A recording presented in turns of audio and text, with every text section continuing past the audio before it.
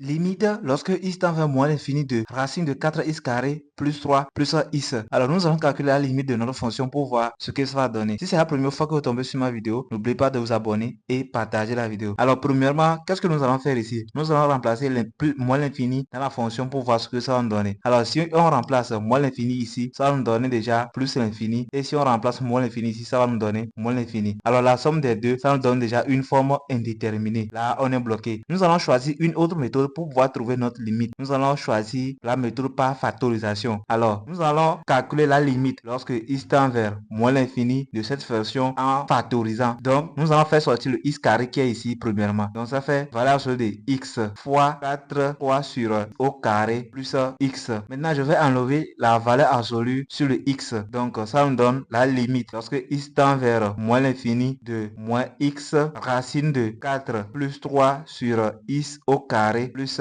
x. Maintenant, je vais factoriser chaque membre par x. Donc, je vais mettre x en facteur. Donc, j'aurai la limite lorsque x tend vers moins l'infini, facteur de moins racine de 4 plus 3 sur carré plus 1. Maintenant, arrivé ici, qu'est-ce que je vais faire? Je vais calculer la limite lorsque x tend vers moins l'infini de x. Ça me donne moins l'infini. D'accord? Et maintenant, je vais calculer la limite lorsque x tend vers moins l'infini de moins racine de 4 plus 3 sur x au carré plus 1.